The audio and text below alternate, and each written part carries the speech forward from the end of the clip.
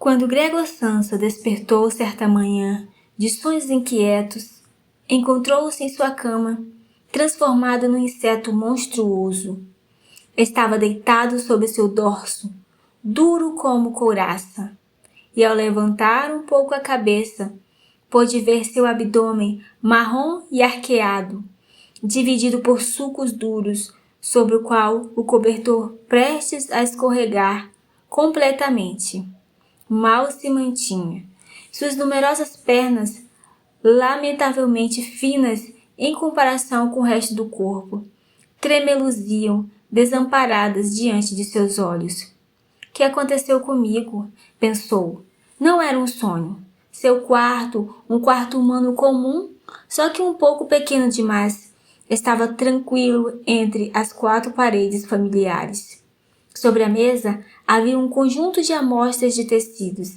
Samsa era caixeiro viajante, que estavam dispostas, desembrulhadas, mostrando a textura. Acima da mesa, pendurada na parede, via-se uma gravura que ele recentemente recortara de uma revista ilustrada e colocara numa moldura dourada.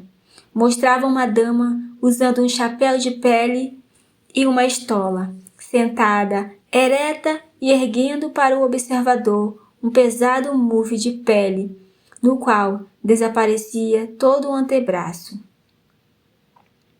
Gregor dirigiu o olhar para a janela, e o céu nublado. Ouvia-se o tamborilar de gotas de chuva no parapeito. Tornava-o melancólico. Que tal se eu dormisse um pouco mais e esquecesse essas tolices? Pensou, mas isso era absolutamente impraticável. Estava acostumado a dormir sobre o lado direito, mas nesse estado não conseguia se virar. Por mais que se lançasse para o lado, voltava sempre à posição de costas. Tentou isso talvez umas centenas de vezes, fechando os olhos para não ver suas pernas agitadas, e parou somente quando começou a sentir uma leve dor em um dos flancos, como se algo dentro dele tivesse sido levemente torcido. Queria sair da cama com o corpo inteiro ao mesmo tempo, mas isso só era possível se decidisse por abrir bem os braços e apoiar as patas. Mas ao tentar essa estratégia, sempre tombava de costas, voltando à posição anterior. Repetiu o esforço centenas de vezes, fechando os olhos para não ver as pernas agitadas, e desistia apenas quando sentia dor em um dos flancos. Não devo ficar deitado inutilmente, disse para si. Pensou no horário e olhou para o despertador no criado mudo. Meu Deus! Exclamou. Eram 6:30 e os ponteiros continuavam andando como se fosse um milagre que ainda tocasse o alarme. Havia passado da hora do trem. O que vou fazer agora? Isso nunca me aconteceu nos 5 anos de trabalho. Meu chefe vai vir com um médico, isso é certo. Ele não confia em ninguém que adoece. E o que ele vai dizer se vir isso aqui no meu quarto? Ainda pensava, quando alguém bateu à porta, era sua mãe. Gregor, chamou ela, já são 7:15. Você não deveria estar a caminho? Gregor tentou responder, mas o som que saiu de sua garganta era estranho, como um zumbido, misturado com ranger que ele mesmo não reconheceu. Sua mãe ficou alarmada. Você está doente? Perguntou. Você precisa de alguma coisa? Gregor levantou-se, girou seu corpo para o lado da cama. Depois firmou-se com esforço sobre as patas e, com uma sacudida, caiu no chão. O impacto foi forte, mas ele não se machucou. Tentou abrir a porta, mas suas patas não alcançavam a maçaneta. Após várias tentativas frustradas, ouviu-se nova batida, mais forte. Era seu pai. E então a campainha tocou. Era o gerente. Gregor se desesperou. Precisava abrir a porta de qualquer forma. Agarrou-se à maçaneta com as mandíbulas e girou com toda a força. A porta abriu-se rangendo. O gerente deu um passo para trás. Meu Deus! Disse a mãe, gritou e caiu no sofá. O pai cerrava os punhos. Por favor, tentou dizer Gregor. Não se assustem, mas sua voz era horrenda. Ninguém o compreendia. Ele tentou aproximar-se, mas sua presença gerava horror. O gerente começou a recuar lentamente em direção à escada. Senhor gerente, espere, tentou gritar Grego. O pai então pegou uma bengala e, agitando-a com violência, forçou Grego de volta ao quarto. Uma pancada aqui e outra ali, até que Grego tropeçou e, ferido, escorregou para dentro, a porta fechando-se com um estrondo atrás de si. Gregor, machucado, arrastou-se penosamente até o meio do quarto. Sua porta fora trancada novamente e ele ouvia vozes agitadas do lado de fora. A mãe em prantos repetia que aquilo não podia ser Gregor, o filho dela.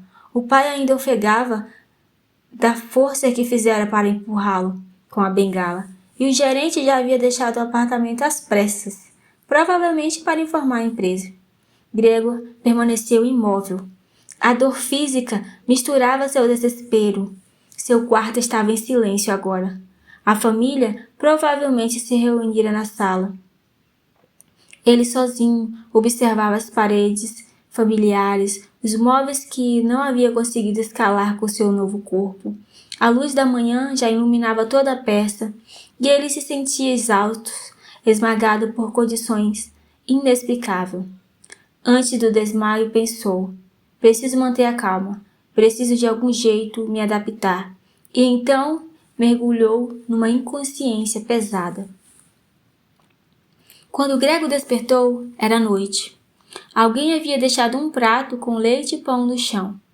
Ele arrastou-se até ele, faminto, mas ao sentir o cheiro, enjoou. Aquilo que antes adorava, agora o repelia. A irmã Gretchen havia sido a única a entrar no quarto, discretamente. Colocava comida e limpava os restos sem jamais encará-lo diretamente. Com o tempo, Gregor passou a se esconder debaixo do sofá para poupá-lo do susto. Isso agradava Gretchen e ela passou a vir com mais frequência. Os pais evitavam qualquer contato. A mãe tinha crises de choro e o pai tornara-se silencioso e amargo. A situação financeira da família piorava. O pai havia perdido seu emprego tempos atrás e Gregor era o único provedor. Agora, os três estavam forçados a arranjar trabalhos. A mãe fazia as costuras, Gretchen dava aulas de música e o pai arranjou um cargo de bancário. Gregor ouvia tudo de seu quarto. Ouvia as preocupações, as brigas abafadas, os suspiros. Por mais que quisesse, não podia mais ajudá-los. Era um fardo. Certo dia, Gretchen e a mãe decidiram tirar os móveis do quarto do Gregor, para dar-lhes mais espaço para se mover. Ao verem-no escalando as paredes com facilidade, a mãe desmaiou. Gretchen, revoltada, gritou com ele. Você não é mais Gregor. Quando o pai chegou e soube do ocorrido, explodiu de raiva. Pegou maçãs e começou a atirá-las contra o filho.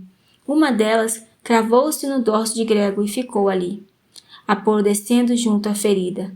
A dor era constante, profunda, debilitante.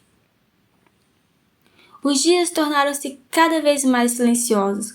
Gregor já não saía mais debaixo do sofá. A comida era deixada e não tocada. A família, agora habituada à sua presença, não falava mais sobre ele. 3 hóspedes passaram a alugar um quarto na casa.